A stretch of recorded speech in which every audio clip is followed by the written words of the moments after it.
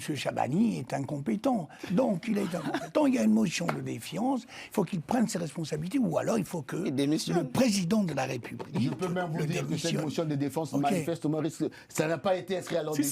Si ça ne passe pas, tant mieux pour lui. Non, il y a une vitalité démocratique. Et ça montre que sauf un ministre n'est pas à l'abri.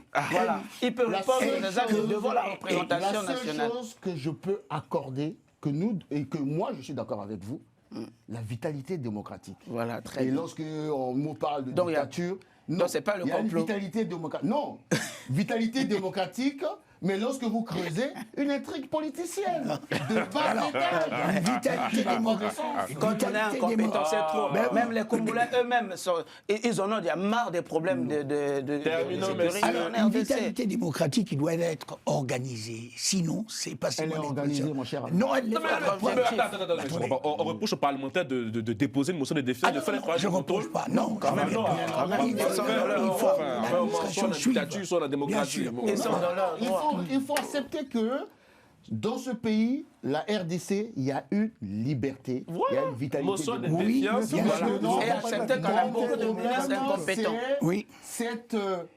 Ils n'ont pas de background dans la majorité. Il y a du clientélisme. Voilà, le clientélisme politique. Ils font le contrôle. Ce que vous avez évoqué au tout départ, quand on dit qu'il a été nommé parce que c'est un homme de confiance, etc. Non. Mais là, c'est pas ça. C'est pas une question de parce qu'il a la confiance du président Tshisekedi, mais il a une fonction énorme.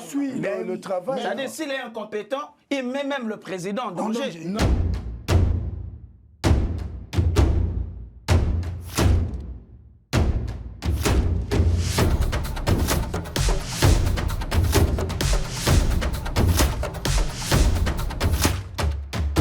Bon, messieurs, on y va. Bonsoir à tous. Très heureux de vous retrouver après 2 semaines d'absence.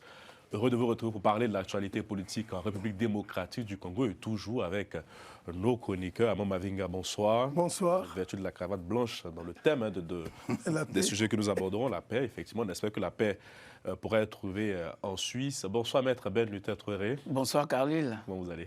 Ça va, très bien, merci. Bonsoir, notre doyen Amon Mavinga.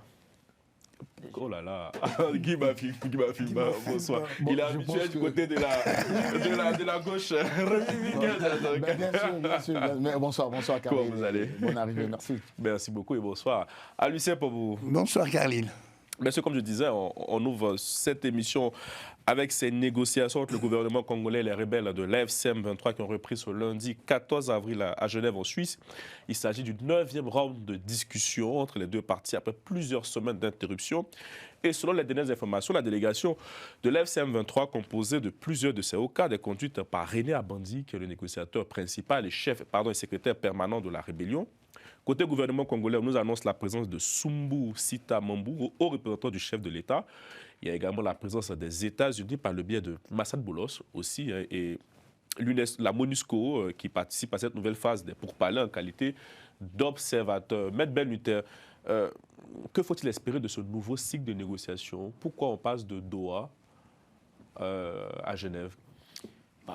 Vous avez dit le mot, 9e round, ça fait un peu trop. On a l'impression qu'on tourne autour du pot. Mais ce qu'il faut retenir, c'est que les discussions entre Kinshasa et l'AFC M23 s'inscrivent en fait dans une stratégie diplomatique que j'ai envie de dire maîtrisée par les autorités congolaises. Parce que si on en est là, c'est parce que les autorités congolaises refusent de faire un certain nombre de concessions au groupe rebelle. Et donc, l'idée, c'est surtout pour les autorités congolaises de vouloir encore davantage s'inscrire dans une internationalisation maîtrisée du conflit, parce que le choix même de la Suisse est stratégique. Quand on connaît ce pays, c'est un pays qui abrite pas mal d'institutions internationales, etc. Donc, l'idée, c'est de replacer le conflit dans un cadre véritablement du droit international. Et aussi, pour la RDC, c'est d'avoir une position de fermeté parce que le gouvernement congolais ne négocie pas actuellement en position de faiblesse.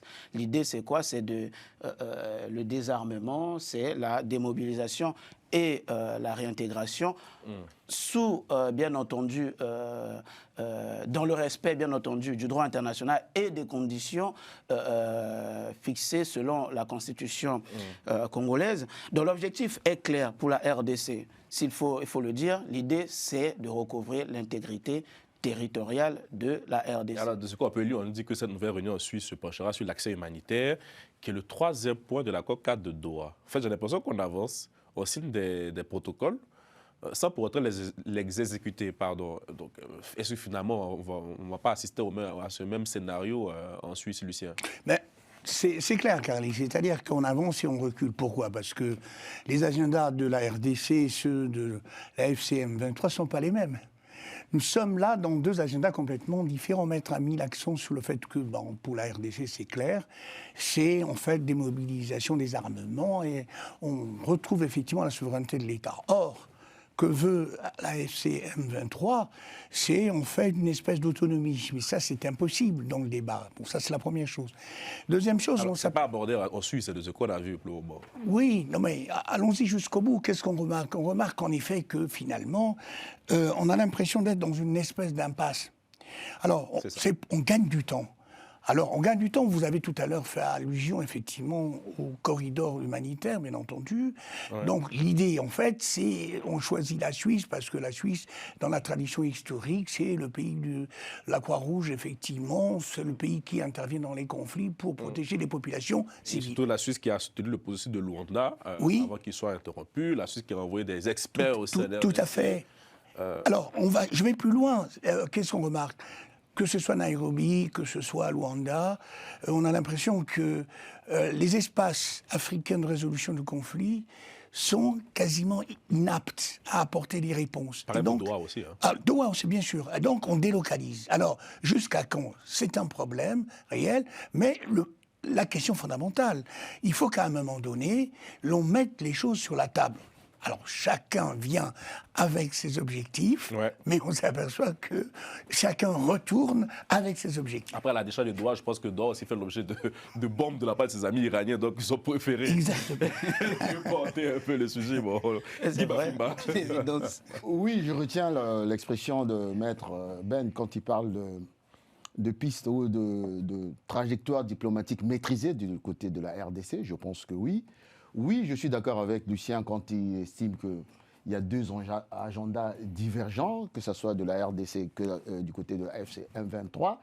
Mais en même temps, je dis, il y a des éléments nouveaux. On ne se rend pas compte qu'il y a des éléments nouveaux. Premier élément nouveau, vous savez qu'il y a M. James Swan qui est arrivé. De la MONUSCO. De la MONUSCO. C'est un représentant de la MONUSCO, le premier représentant de la MONUSCO, enfin le nouveau, membre, de nationalité américaine, imposée précisément par les États-Unis. Et il vient avec une vision claire. Il lui a dit, nous allons imposer la paix d'une manière ou d'une autre. Et il a insisté sur l'intégrité territoriale et la souveraineté de la RDC. N'oubliez deux éléments nouveaux aussi, mais qui ne sont pas nouveaux, qui sont déjà existants. C'est le fait que, n'oubliez pas que la RDC est membre du Conseil de sécurité permanent. Non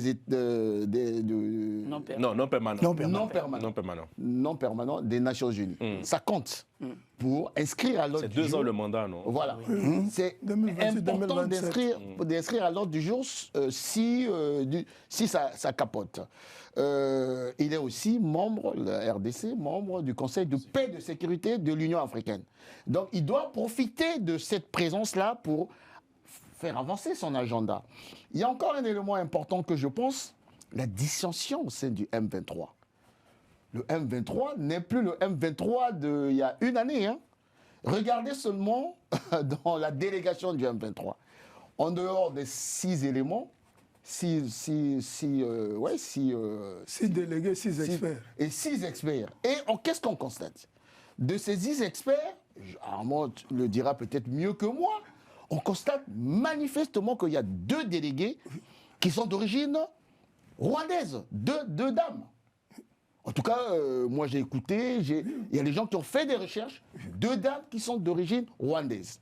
Il y a une autre personne, un autre personnage, Jean-Félix Mopandé, qui s'occupait de tout ce qui est cadastre minier à l'époque de Kabila. Et ce monsieur, hier, a pris la parole pour dire on m'a inscrit sans pourtant que je sache, je ne suis pas de cette délégation. Qu'est-ce qui se passe? Je pense que du côté de Kigali, après la sortie de Kagame, il y a une ligne directrice qui a été, entre guillemets, fixée. La sortie dernièrement de Kabila, qui l'a précédé, et la réunion de Sauvons le Congo dernièrement. À Nairobi. Voilà. Tout ça fait en sorte qu'aujourd'hui, le M23, je pense, il y a deux lignes. Il y a une ligne qui pense qu'il faut aller jusqu'à Kinshasa. Ils sont dans une impasse militaire, ils savent que ça ne peut plus se faire.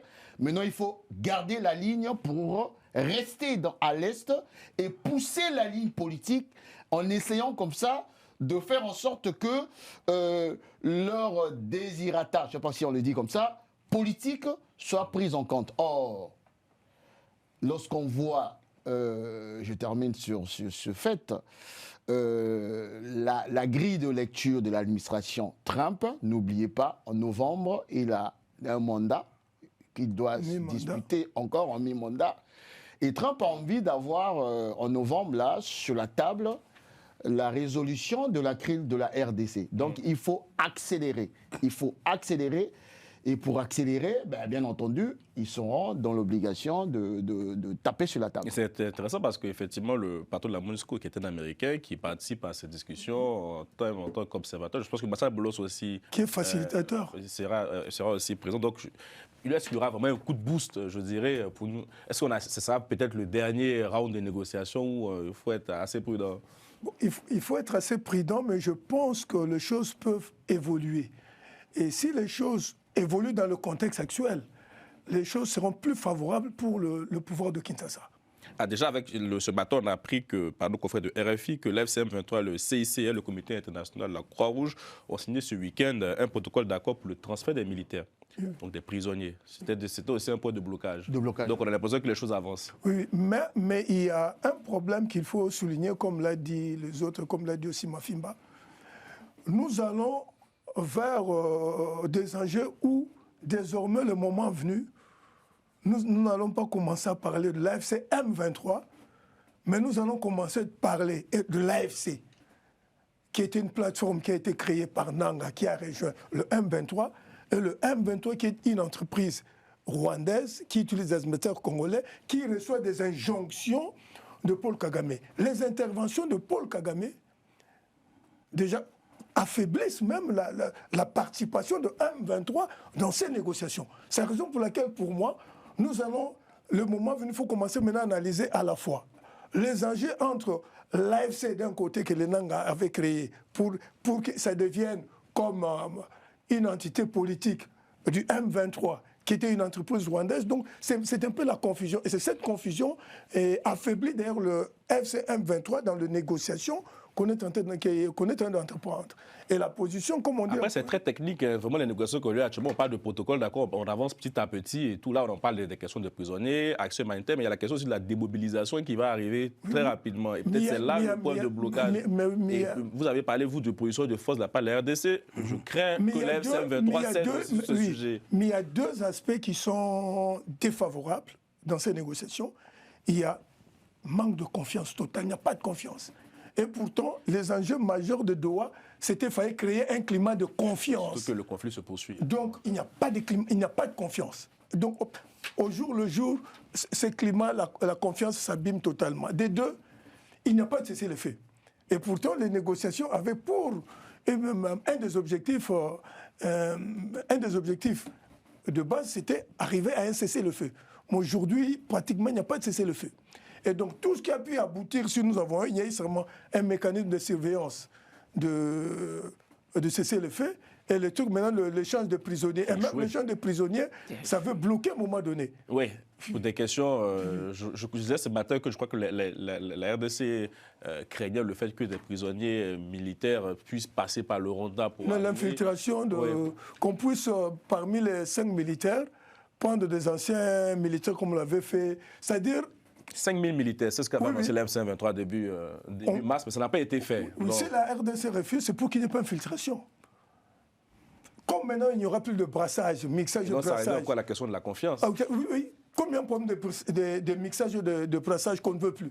Et bien donc, on peut passer par ces militaires qu'on retourne pour vous infiltrer. Donc ça pose un problème d'identification. Qui doit identifier ces militaires-là?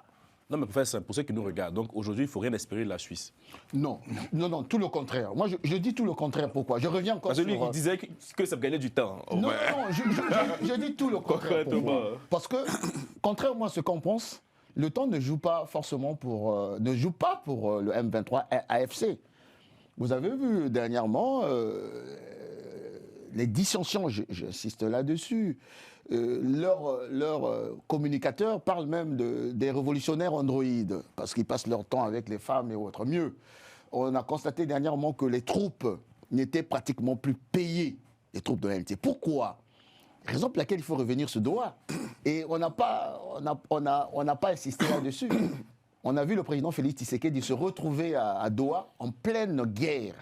En matière diplomatique, c'est important pour conforter en fait une relation bilatérale. C'est le seul qui a voyagé parmi les deux. Voilà. Et Doha, n'oubliez pas que Doha aujourd'hui, et du côté de la RDC, ils viennent de créer une raffinerie pour transformer l'or en, comment on dit ça, en réserve monétaire.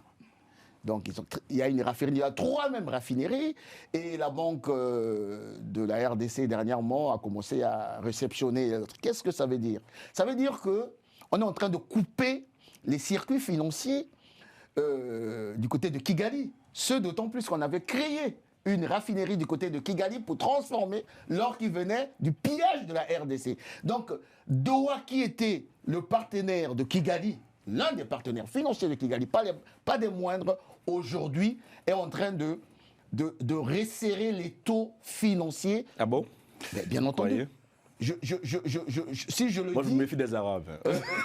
Ça, c'est méchant. Vous savez, entre la copie et l'original, ce sont des businessmen, hein, effectivement. Justement. Ils vont chercher l'original.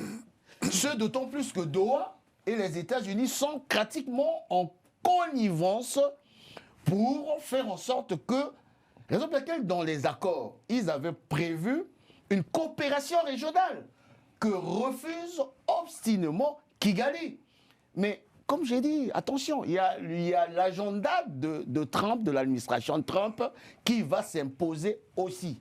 S'il continue à ce jeu-là, on reviendra toujours sur ce que nous disions à l'époque. Mais n'oubliez pas une chose, je termine là-dessus.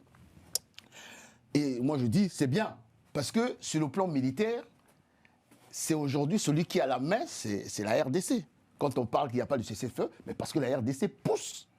À chaque fois, il y a des comment on dit ça, des initiatives militaires qui sont prises pour pousser le AFC M23 plutôt sur la défensive. Et vous remarquerez que les communiqués du AFC M23 aujourd'hui, c'est on nous a attaqué, alors qu'à l'époque, c'était, comme ils avaient dit, l'agenda, c'était on avance, on avance, on avance. Mais aujourd'hui, le recul, le repli, c'est du côté de l'AFC M23. Donc, il faut prendre ces 2 leviers-là, diplomatiques et militaires, qui est vraiment de manière, et ça je me félicite, ils n'en parlent pas beaucoup, mais ils sont en train de renforcer les capacités. Est-ce que vraiment le président même espère quelque chose de ce cycle de négociations enfin, moi, je voudrais rajouter quelque chose par rapport à ce qu'a dit mon ami Magloire. Nous sommes dans un marché de dupes. Ce marché de dupes, aujourd'hui, Magloire a mis l'accent sur le fait que les États-Unis jouent un rôle absolument important. Sauf que les États-Unis, tout en jouant ce rôle important, visible vis-à-vis de la RDC, jouent un jeu caché en soutenant quelque part, sans le dire, Kigali et Kagame. Ça, c'est la première chose. Alors, comment ils soutiennent ? Soyons sérieux, on a vu la masse militaire, le poids important politique et militaire effectivement, des États-Unis. Si les États-Unis voulaient, en effet, que le conflit s'arrête, ils prendraient d'autres moyens. Or, ils ménagent quelque part, toujours, M. Kagame, premièrement. Deuxièmement, M. Kagame a reconnu, effectivement, dans ses déclarations de principe, le fait que, et là c'est un aveu, le fait que la FC, effectivement, participe à cette négociation à Genève. Donc ça veut dire qu'effectivement, derrière, on l'a dit ici déjà, la FC M23, il y a quand même M. Kagame. Et puis je vais plus loin, l'Europe, dans cette affaire. jouent un double jeu. Très bien, ils construisent en effet des raffineries pour transformer l'or, bien entendu. Mais cet or-là... L'Europe ou le Qatar? Oui, le Doha, pardon, c'est pas l'Europe. Mais l'Europe continue à jouer son double jeu dans ce que j'appellerais le commerce illicite des minerais, avec le Rwanda. Et donc, en fait, il y a plusieurs étages dans cette affaire-là. Bon. Donc maintenant, on n'a pas insisté aussi sur... Parce qu'en matière diplomatique, c'est symboliquement fort. Le Rwanda vient de fêter, commémorer le génocide. Je crois que c'est pour la première fois. Il n'y a personne. Pas eu un seul diplomate. Bien sûr. Pas un seul diplomate. S'il y a signe fort qu'il faut envoyer, je pense que Paul Kagame, comme le dit souvent Armand, doit se poser des questions. Et il n'est pas idiot parce que c'est un homme qui a été formé par les services de renseignement de la CIA. Il doit se poser la question de savoir si demain ou après-demain, on ne reviendra pas sur cette histoire de la savibimisation ou de... Ils vous enverront un courrier encore, mon doyen. Vous êtes fâché comme ça. Malheureusement. Voilà. Moi, je suis d'avis par rapport à ces négociations. Ce que je voudrais dire, il faut être extrêmement prudent. Ce sont les pour faits. que, comme l'a dit même Maître Luther, on l'a tous vu, mais bon, que ça ne soit pas un cercle vicieux qui risque créer une forme de distraction qui puisse amener à une balkanisation de fait. La RDC, ces gens-là, ils sont là, ils restent là, avec leurs armes, le MCC, avec leur administration, parce que plus ça va tourner en rond, plus ils seront toujours là. Donc il faudrait que du côté du gouvernement... C'est pour ça que moi je pense qu'au fond... j'ai posé une question, parce que est-ce qu'au fond, le président même, il espère quelque chose de ces négociations? En réalité... Sa dernière prise de parole, c'était au moment de la célébration, de la qualification des léopards. Il a dit, nous irons libérer... Nous irons... Voilà, il dit ça... Je pense que la solution, certes, il faut un peu de diplomatie, c'est normal. Il faut un peu de diplomatie. Mais je pense que la solution actuelle, elle est exclusivement militaire. En fait. Aujourd'hui, ça fait quand même 9 fois qu'on discute avec ces gens-là. Ils ne vont jamais comprendre ce langage de la diplomatie. L'objectif de la RDC, c'est quoi? C'était d'obtenir cette fameuse démobilisation, etc., tout ça là.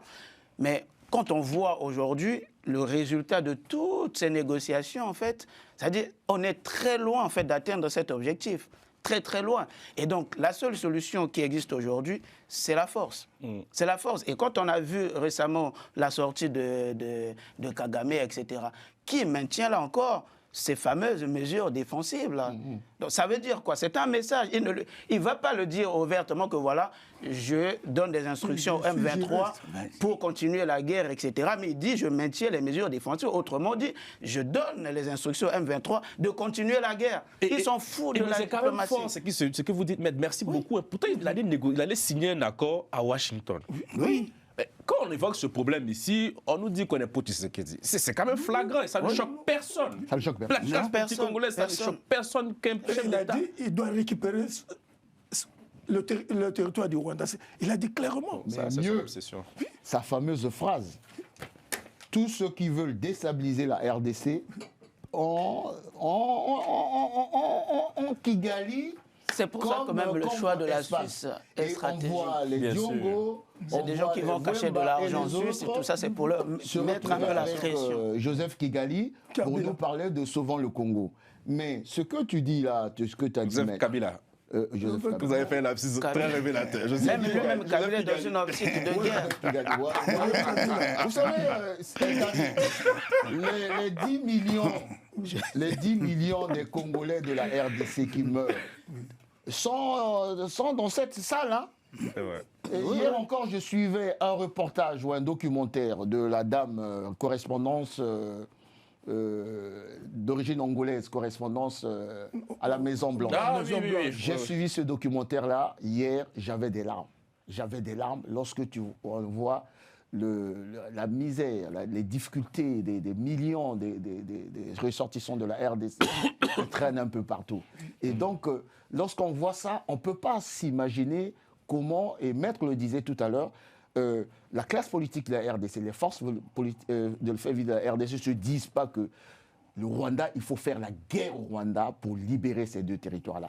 Et je me félicite lorsque le président Tshisekedi l'a dit, mais je suis convaincu que c'est une orientation, il y pense. Son triptyque est clair. Ah, moi, la diplomatie, La cohésion, et on va arriver à la guerre. La RDC doit se battre pour récupérer ces territoires et vaincre le Rwanda. Ce n'est que de cette manière-là que nous allons trouver une solution. Et mieux.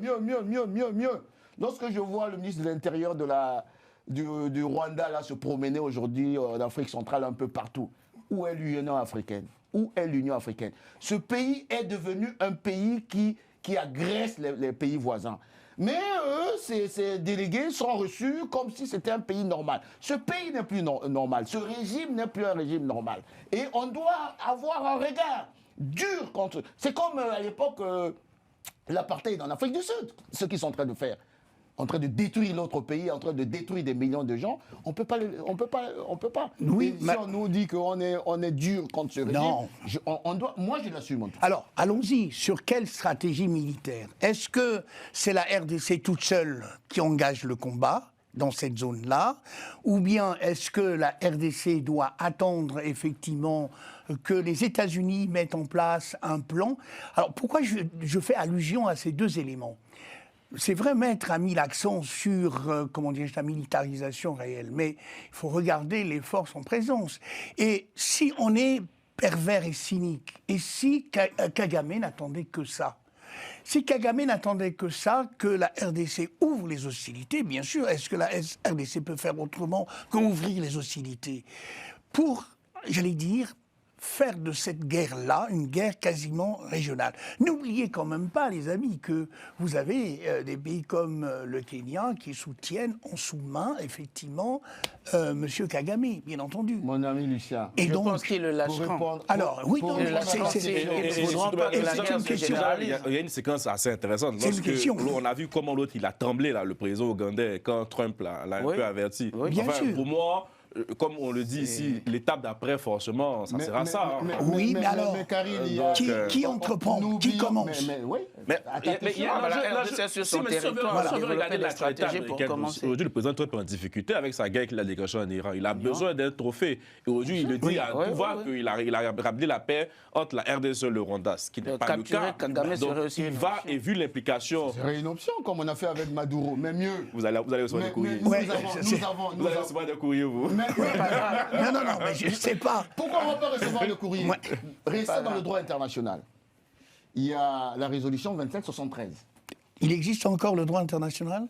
Le droit international, on parle des résolutions. Oui, bien sûr. Ces résolutions ont été adoptées au sein du Conseil de sécurité des Nations Unies, membre permanent, n'est-ce pas? D'accord. Il y a la résolution 2008 qui donne mandat. Quand tu cherchais les alliés, c'est la MONUSCO. Oui. Et donc, on peut former un contingent de la MONUSCO avec des pays sous-régionaux et autres pour bouter hors du territoire les Rwandais et leurs forces. J'avais pris l'exemple la dernière, Idi Amin, Dada. Oui, mais il faut du courage politique, mon cher. Non, le courage est là. Le courage est là. Ce sont des mots, hein. Le courage après, on ne sait pas ce que réserve l'administration Trump, on ne sait pas. Exactement. On observe tout ça de près. Mais déjà, quand on a une stratégie, on la dévoile de quoi elle est capable lorsque elle a demandé à Kigali de quitter Ouvira. Et ils ont pris la poudre d'espoir. Ils l'ont fait, oui. Donc, voilà.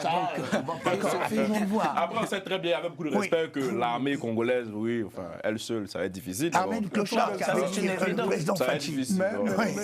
C'est une évidence, mais aujourd'hui, c'est une armée qui se forme, qui se prépare pour cette éventualité. Comme on disait, la guerre a changé de forme aujourd'hui. Aujourd'hui, oui, bien sûr. Il suffit d'un drone et puis l'affaire est réglée.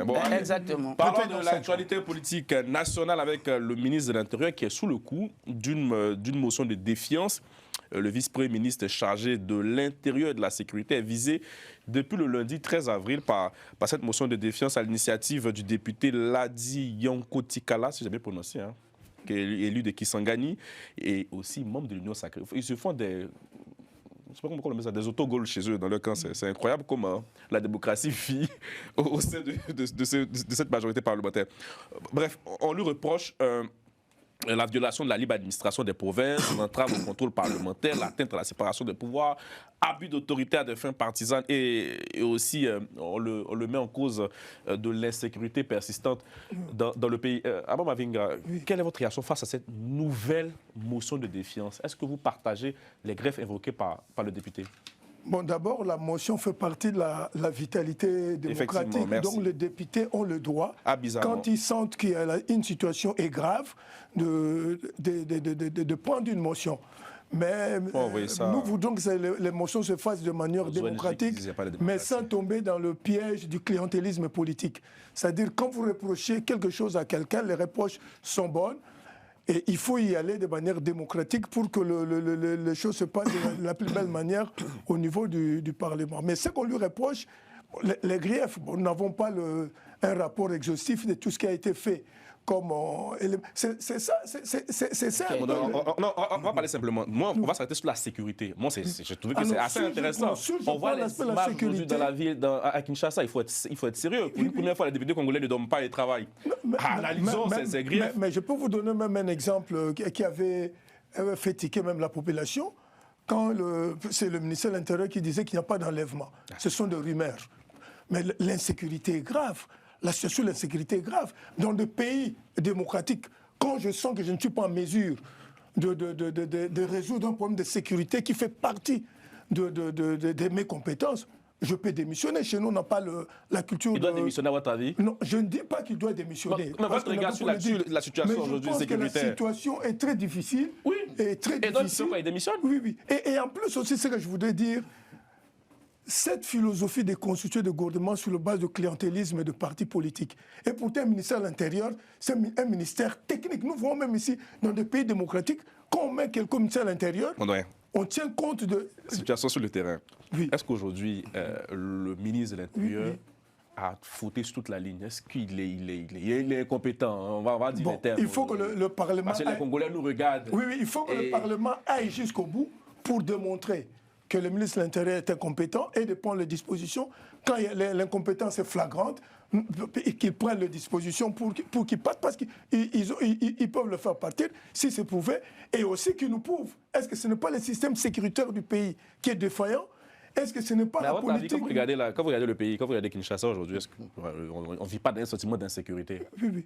Non, l'insécurité est totale à Kinshasa. Il y a l'insécurité. Il y a même eu un braquage en pleine journée. On a fait une émission ici. Mais c'est devenu régulier, les braquages. On n'en parle pas souvent dans les médias. Et donc le ministre est en tort. Et il doit démissionner. Bon, c'est ce que je suis en train de dire. Quand il y a une incompétence, quand il y a une situation de fait, il faut voir tous les acteurs. Il faut faire une analyse... Je n'aime pas faire une analyse particulière sur un individu. C'est un fait... On constate quelque chose pour moi. Ce n'est pas un individu, mais c'est la personnalité clé. Comme elle est la personnalité clé d'office, quand il y a une insécurité, la personnalité clé qui est censée... Par rapport à sa fonction, c'est pas en tant que ministre. Mais oui, c'est lui qui est chargé de l'exécution de la politique sécuritaire de l'État. Quand on est défaillant dans l'exécution, c'est ce que je dis. S'il est défaillant dans l'exécution de la politique sécuritaire de l'État. On parle il y a mes doyens, si vous êtes, je sais qu'il y a certains qui sont très sensiblement de gauche et on sait que la sécurité dans des quartiers populaires, c'est le minimum qu'on demande en quelque sorte. On voit nous les images. Enfin, moi je trouve que ces griefs évoqués quand même méritent le débat soit posé au-delà même de tout ce qui a été dit. Mais la question de la sécurité, est-ce qu'aujourd'hui en Kinshasa on est en sécurité? Non, ce n'est pas seulement Kinshasa, dans toutes les grandes villes. Mais déjà à Kinshasa, pour commencer. Non, la Kinshasa, c'est l'insécurité. C'est l'insécurité, la situation est grave. Alors, après, pour une première, ça illustre un peu ce que vous dites ici à maintes reprises, l'incompétence de ce gouvernement. Je ne vais pas être trop lapidaire, mais je pense que quand on fait partie d'un gouvernement et qu'on n'arrive pas à faire son travail, il faut qu'on démissionne. Et concernant ta question sur les problèmes de sécurité, tout ça là à Kinshasa. Bon, il n'y a pas que Kinshasa, il y a beaucoup de villes. Je pense que ces problèmes ne datent pas d'aujourd'hui. Bon, il est ministre de l'Intérieur. On a un contexte de sécurité déjà au plan national qui est très, très délétère, qui est très, très compliqué. Donc, il devrait plutôt se donner véritablement des moyens pour pouvoir assurer la sécurité. C'est pas le cas? Non, mais ce n'est pas du tout le cas. C'est pas du tout. Je ne le défends pas. Pour une fois que les parlementaires essaient de faire leur travail. Moi, c'est salué. Parce qu'on parle de motion de défiance, c'est pas de motion de censure. On parle de motion. C'est lui-même qui est visé. Voilà, c'est lui-même qui est visé. Motion de défiance. Ça veut dire qu'il n'a même plus la confiance de la représentation, nationale. Vous voyez? Et à ce moment-là, il faut qu'il démissionne, en fait. Il faut qu'il démissionne. C'est très clair. On parle là d'une fonction régalienne de l'État. C'est-à-dire un État déjà qui est en crise. Et s'il y a des failles au niveau de la sécurité, ben n'importe qui peut même pénétrer, etc., faire un coup d'État au président. On l'a vu, c'était en 2000. Mais oui, voilà. Donc, ces problèmes deviennent trop récurrents. Vous voyez? Et il n'y a pas que lui dans ce gouvernement. Ce gouvernement devrait même être destitué. Vous voyez, devrait être même destitué. Non, je le dis, des choses de manière très cash. Ce n'est pas un gouvernement de la situation actuelle. Ce n'est pas du tout un gouvernement de la situation actuelle. Vous voyez, les histoires de Koulouna, etc. Comme Moutambete, là, il a essayé un peu d'améliorer un tout petit peu les choses, mais il n'était que ministre de la Justice. Vous voyez, il n'a pas l'appareil sécuritaire. Mais le ministre Chabani, aujourd'hui, s'il est visé, il a échoué en tout cas sur le plan de la sécurité. Et je pense que s'il a le courage, il peut démissionner. Maître, excusez-moi, Carly. Excusez-moi, Carly. Mais que fait M. Tshisekedi, que fait Mme Simiwa?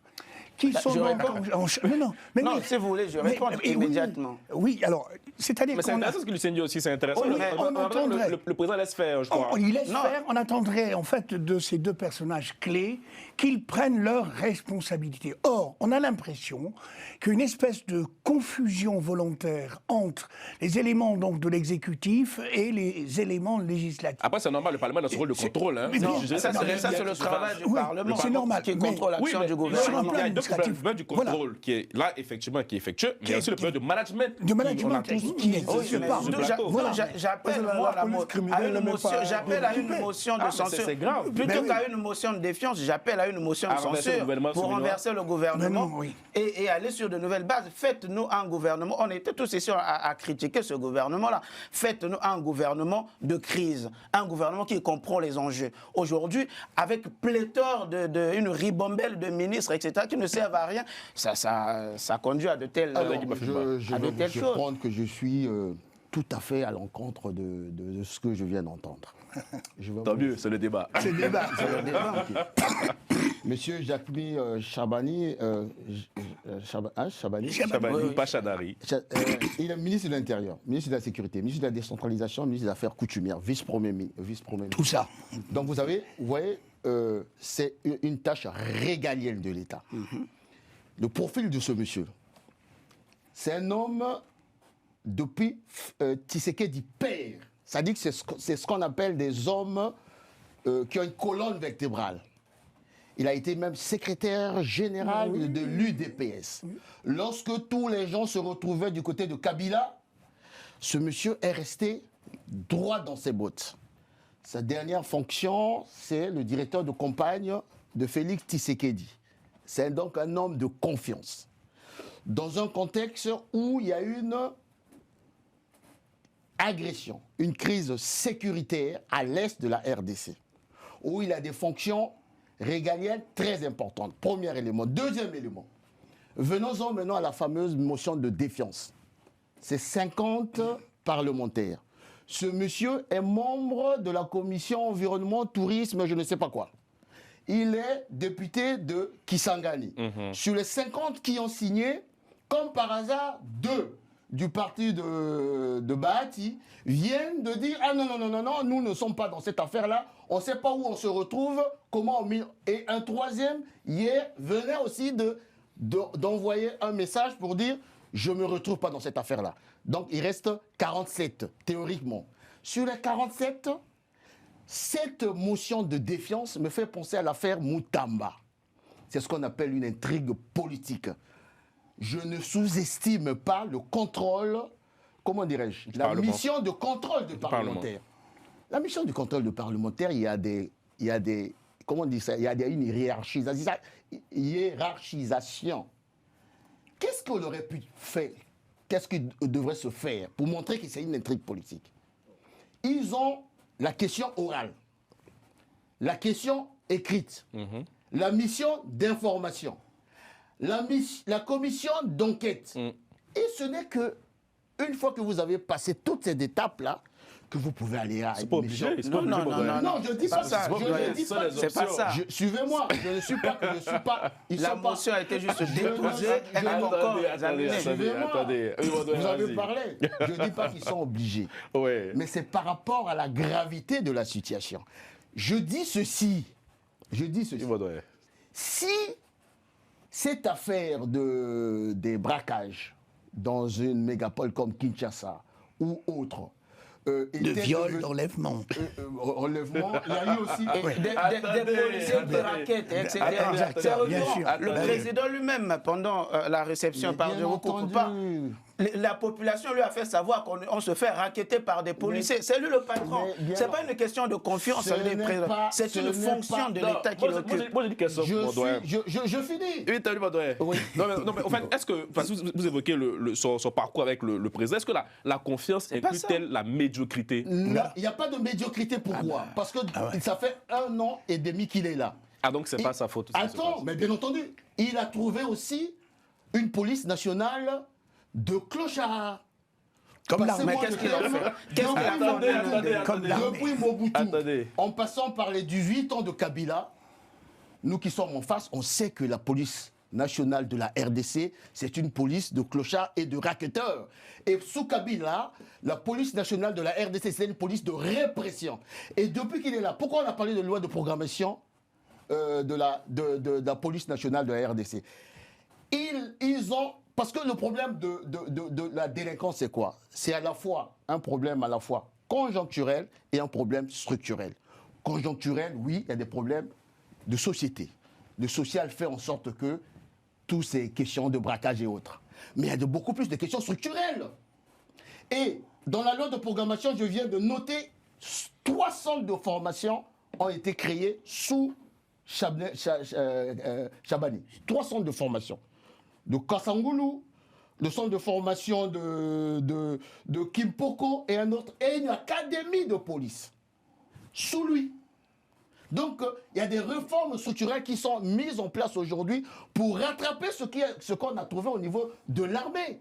Maintenant, de là, pourquoi je parle d'intrigue politique? Si vous creusez un peu, et nous avons eu ce débat-là ici, au niveau pour Moutamba. Pourquoi on avait déstabilisé Moutamba lorsqu'il a commencé à s'attaquer au PPRD? Mais n'oubliez pas, c'est sous Chabani que les Chadars ils sont en prison pour l'instant, les Aubin et autres. Ils s'attaquent ils ont attaqué avec Moutamba ce que j'appelle les proxys du PPRD des kabylistes qui étaient à Kinshasa.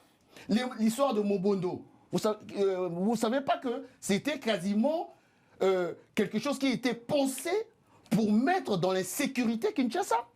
Et donc, on demande... Mais là, encore, il est joué, c'est son ministre délégué qui a fait le travail. Non, c'est pas son ministre délégué, ce sont les deux. Et j'ajoute encore une deuxième chose.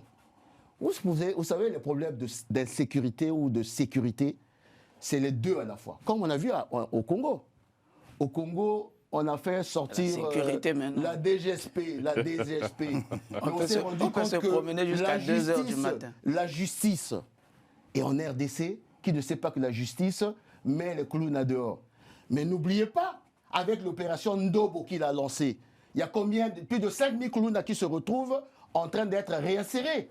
Donc, cette intrigue politique, au moment où nous avons traité le premier sujet, là, ça, c'est encore une manière de déstabiliser le président Félix Tshisekedi. Mais déstabiliser le président auprès d'un homme qui est un homme de confiance. Il n'y a pas seulement d'intrigue sur le plan de la sécurité, mais aussi l'intrigue dans la gestion de province, des entités. C'est ça le problème, il n'y a pas que ça, il n'y a pas que Kinshasa. Violation de la liberté de province, entrave au contrôle parlementaire, en principe constitutionnel.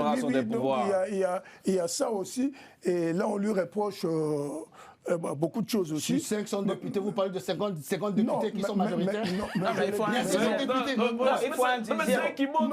Il faut un dixième à la condition, c'est ça. La condition, il faut un dixième. Donc 50 déjà. Après, c'est débattu, mais ici, on essaie de se projeter, d'analyser un peu. Bon, la question que vous posez, est-ce qu'il fait son travail? Enfin, c'était ça. Non, il peut faire son travail. Je l'ai dit, que les problèmes d'insécurité existeront toujours. Vous voyez, existeront toujours. Sauf qu'aujourd'hui, il y a plus d'insécurité que de sécurité. C'est très simple à comprendre. Et parmi les griefs qui lui sont reprochés, il n'y a pas que ce problème d'insécurité. Le doyen l'a dit, c'est violation quand même d'un principe sacro-saint, un principe constitutionnel de la libre administration des collectivités territoriales. Ça, c'est Maître, c'est toi qui disais ici qu'au niveau de la constitution de cette... Oui, mais ça ne lui donne pas le droit de violer. Non,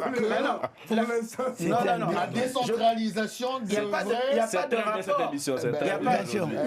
Je ne vois pas le rapport. Il y a une constitution qui est là. Attendez.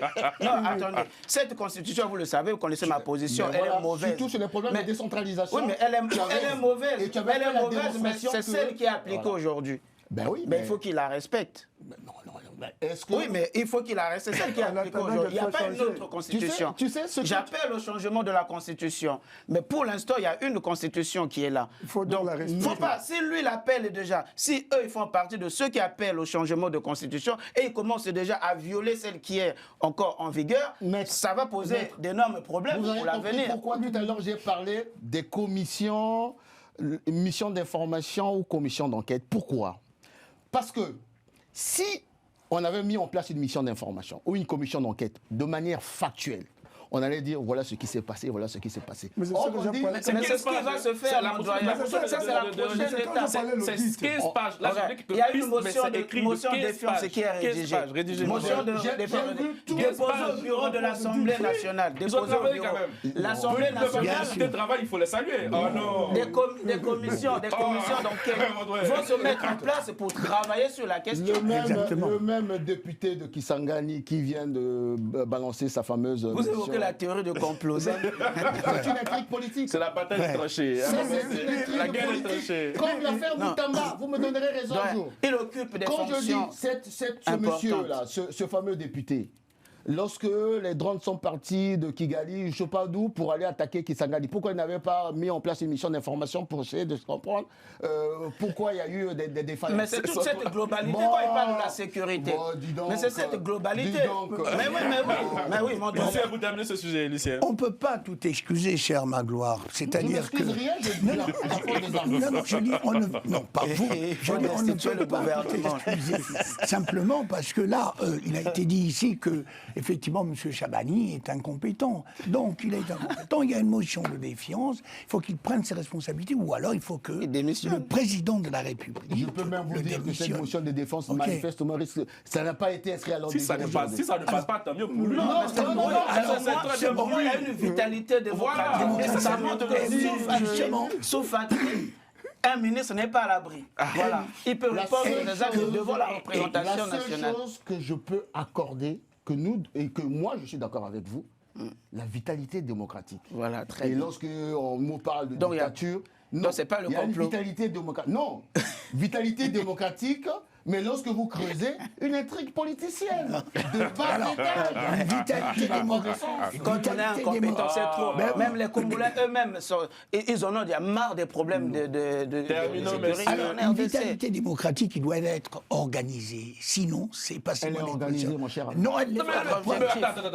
On reproche aux parlementaires de déposer une motion de défiance, de faire les travaux. Je ne reproche pas. Non, quand même. Il faut l'administration suive. Sur la démocratie. Ils sont dans leur droit. Il faut accepter que dans ce pays, la RDC, il y a une liberté, il y a une vitalité. Motion de défiance. Et accepter qu'on a beaucoup de ministres incompétents. Oui. Ils n'ont pas de background dans la majorité. Il y a du clientélisme. Voilà, le clientélisme politique.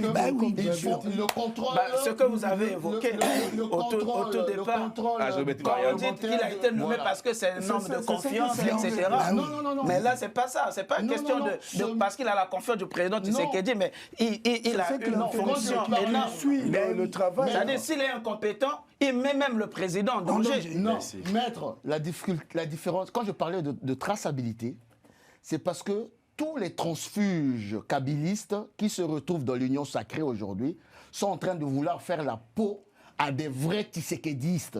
Parce que nous sommes en politique, hein. Attention, hein. Celui qui été avec le vieux Tshisekedi jusqu'au fils ne peut pas avoir le même background que le kabyliste qui se retrouve, comme chez nous, Tati Mabiala, qui n'a pas de colonne vertébrale. Un coup, il est nissoubiste. Il faut s'entourer des gens compétents. Il faut avoir des gens compétents tout autour de soi.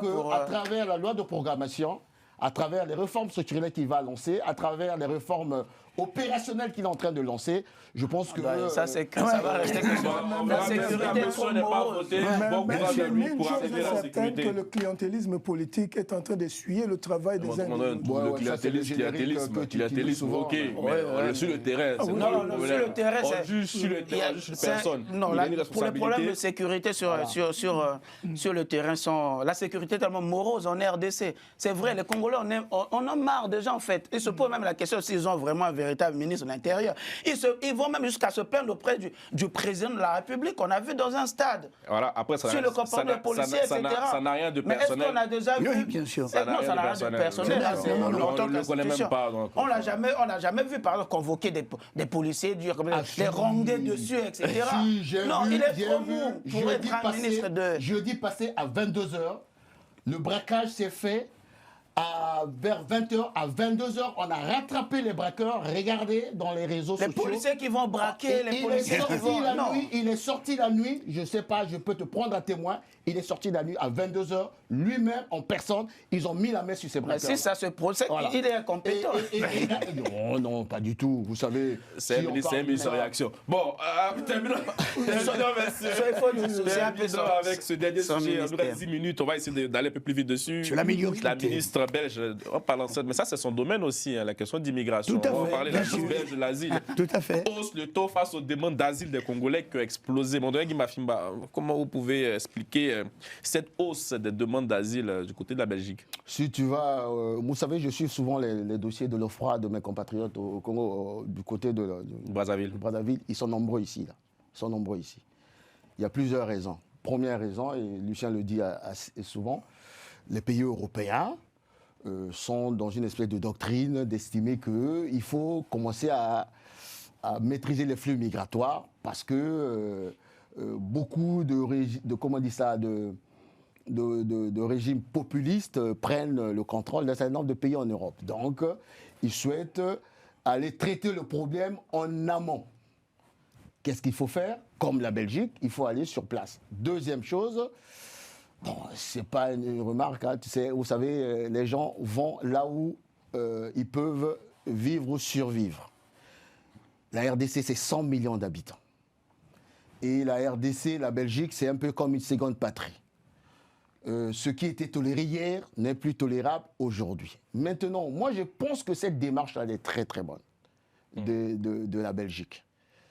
D'aller rencontrer les autorités de la RDC, voir comment on peut mieux réguler ces flux migratoires que de se retrouver avec des compatriotes enchaînés dans les avions, traités comme des animaux et autres. Mais non, ceci revient à nos pays respectifs. Comment fixer nos compatriotes dans nos pays respectifs? Tout le problème se pose là, non seulement au niveau de nos pays respectifs. En off ici, Karil, tu parlais de ce que tu as découvert à travers les Éthiopiens qui partaient jusqu'au Yémen. Donc, il faudrait qu'on regarde ça même au niveau de l'Union africaine. Au lieu que ces syndicats des chefs d'État se retrouvent pour voir comment ils peuvent prendre du champagne et autres, ce problème doit être posé. Comment fixer surtout les populations jeunes dans nos pays respectifs pour que ça soit véritablement des leviers pour notre développement. On a noté, selon la ministre, 2500 demandes enregistrées l'année dernière. Enfin, on a l'impression que la RDC est un pays dictatorial, très renfermé. Les gens veulent quasiment fuir le pays avec ce motif de demande d'asile. Maître, vous êtes dans le domaine, vous êtes avocat aussi en droit des étrangers. Enfin, déjà la posture de la ministre, est-ce que vous la saluez? Est-ce que vous comprenez aussi les raisons? Et puis est-ce que cette approche peut être efficace sur le long terme? Déjà, ce qu'il faut dire en amont, que ce problème l'immigration des demandeurs d'asile ne signifie pas qu'il y ait un effondrement en fait, de la situation en RDC. Non, il n'y a pas d'effondrement. Et c'est des situations que tous les États aujourd'hui, en Afrique ou au Moyen-Orient, etc., traversent. Alors, maintenant, la question qu'il faut se poser, c'est d'abord, est-ce qu'il s'agit là d'une immigration économique ou sécuritaire? C'est ça la vraie question qu'il faut se poser. C'est la sécurité, non? L'asile peut être économique, peut être politique, peut être sécuritaire, d'accord? Maintenant, la démarche de la ministre belge, je trouve, comme le doyen l'a dit, elle est à saluer. L'idée, c'est quoi? C'est de pouvoir déterminer un cadre. Et de mettre aussi la puce à l'oreille, en fait, des autorités congolaises pour dire que créer de bonnes conditions, créer des conditions pour vos populations, pour éviter des déplacements massifs. Oui, pour éviter les déplacements massifs.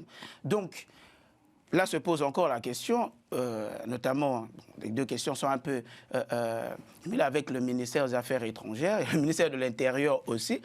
Donc, il faut qu'on arrive à créer chez nous, comme le doyen l'a dit, et créer des leviers qui vont permettre, par exemple, aux jeunes, surtout l'immigration est souvent très jeune, d'avoir des formations, d'accord, de créer des emplois. Mais bon, quand on voit le contexte actuel de la RDC, je ne vais pas parler de ce que des rapports que j'ai avec des clubs, parce que je suis tenu à astreindre au secret professionnel. Mais vous avez des gens qui arrivent, qui parfois, en RDC, n'ont aucun problème, mais qui arrivent, quand ils arrivent ici, ils veulent demander l'asile, ils inventent une histoire, par exemple. Oui, ils inventent une histoire qui parfois ne sont même pas de véritables demandeurs d'asile en réalité. C'est-à-dire ne courent aucun danger en RDC, par exemple. Donc il y a tout ça en fait qu'il faut voir. Donc l'idée, ça devait peut-être vers... pourquoi pas vers une véritable convention entre les deux États pour régler la question des flux migratoires. Et je pense que la démarche belge, elle est totalement à saluer, mais aussi, il faut souligner que si ces choses arrivent aujourd'hui, c'est parce que ces pays aussi nous ont tellement spoliés et continuent à nous spolier et nous ont empêchés d'avoir des conditions nécessaires de développement. Ça aussi, il faut le dire. Donc, qu'aujourd'hui, on vient nous dire « Ouais, vous venez trop chez nous, Oui. Mais vous nous avez spoliés, vous nous avez empêchés de nous développer. Ça aussi, c'est des questions qu'il faut voir. Ils ont aussi une part de responsabilité dans tout cela. Alors, écoutez, c'est un débat politique d'abord, et essentiellement politique. Pourquoi? Parce que on remarque que les politiques publiques sont quasiment absentes dans nos pays. Et je pense qu'en Belgique, le gouvernement est passé à basculer au niveau du centre droit. Oui, peu importe. Le contraire. Mais ça ne change pas mon raisonnement. Donc, ça montre quoi? Ça montre, premièrement, en fait, l'incapacité, la faiblesse donc de l'état de droit, l'incapacité des politiques publiques, la couardise des élites à créer les conditions, mes amis l'ont dit ici, les conditions pour fixer les populations. Pourquoi? Mais parce que l'Europe ou l'Occident, c'était au départ considéré comme l'Eldorado. Or, c'est toujours le cas. C'est toujours le cas, mais justement, avec aujourd'hui la fin d'un cycle économique, même si aujourd'hui l'intelligence artificielle vient donner du punch, effectivement, et du push à cette économie, que font les États? Les États réfléchissent sur la façon d'éliminer ce que j'appellerais les éléments halogènes. Les éléments halogènes, ce sont les immigrés. Il faut dire les choses comme on le pense. Alors, la question, effectivement, qui a été soulevée aussi par Magloire, c'est que nous sommes incapables de pensée globale au niveau de l'Union africaine. Nous sommes incapables d'avoir une réflexion sur les problèmes démographiques. On regarde les problèmes démographiques uniquement sous l'angle politique. C'est pour ça que je dis que c'était politique. Or, il y a des réalités. Les réalités, nous les voyons dans nos pays. Et donc, qu'est-ce qu'on remarque? Vous avez donc des tas de gens qui mettent en place, on ne peut pas reprocher à ces jeunes, qui mettent en place ce que j'appellerais moi un calcul rationnel. Bon, vous avez aussi des militaires, par exemple, j'ai dû voir ça quelque part, il y a des militaires en fait de la RDC qui sont partis en formation en Belgique et qui ont demandé, utilisant un visa, qui ont demandé le droit d'asile. Et donc, vous voyez... Oui. Vous avez vu ça, c'est ce que je disais en fait. Il y en a qui n'ont aucun problème et qui demandent l'asile. Demandent le droit d'asile. Et donc, ça pose effectivement un problème. Donc, je termine là en disant, en fait, il revient aux pays africains de ne pas simplement s'occuper de la politique politicienne, la popole. Il faut aussi s'occuper des gens. Tant qu'on ne s'occupera pas des gens, eh ben, les Noirs que nous sommes seront toujours méprisés dans ce monde. Merci, Antoine. Oui, moi, je voulais dire qu'il faut prendre très au sérieux ce problème. C'est un enjeu majeur des civilisations. Le 21e siècle, voire le 22e siècle, va se jouer sur ces problèmes de migration. Et oui. Donc l'Occident et surtout les puissances occidentales sont au sommet, ils ne peuvent aller plus loin. Et donc, il y a un élément que nous n'avons pas souligné dans ce qu'a dit la ministre belge, que pas seulement même les gens qui sont irréguliers, même ceux qui commettent des fautes. C'est-à-dire qu'à un moment donné, quand quelqu'un commet une faute grave en Occident, on préférait le renvoyer dans son pays d'origine. Et moi, j'ai suivi même un aspect en Grande-Bretagne où on disait que si les parents sont d'origine d'un pays donné, même si l'enfant qui est né en Grande-Bretagne, on pourrait étudier la possibilité de renvoyer les enfants dans le pays d'origine de leurs parents pendant que ces enfants sont nés en Occident et n'ont jamais vécu dans ce pays. Donc c'est pour dire, nous sommes devant des enjeux qui seront des enjeux terribles du XXIe siècle. Et d'où, comme on le dit, que ce soit au niveau de l'Union africaine, surtout au niveau de nos États, nous devons impérativement prendre des mesures pour créer des richesses et pour peser sur le social, pour créer un système de justice sociale et partager de manière équitable les richesses. Et tant que nous serons dans des systèmes de politique de prédation, ce sera une bombe à retardement. Et de rente. Ce sera une bombe à retardement, même pour les autorités. Et je pense que demain, s'ils ne prennent pas les choses au sérieux, ce serait une bombe qui commencera à faire sauter des régimes entiers, des régimes qui continueront à sauter. Ce serait la déstabilisation de l'Afrique. Et Dieu sait ce qui peut arriver. Mais moi, je pense que c'est un danger pour l'Afrique si nous ne prenons pas encore ce problème de migration. Merci beaucoup, messieurs. Merci. Je suis très heureux de vous avoir retrouvé après 2 semaines dans la Corne de l'Afrique. Merci à Moustapha Kanté, à Romain Clicquot de Menk à la réalisation. Et bonne suite de programme sur nos antennes.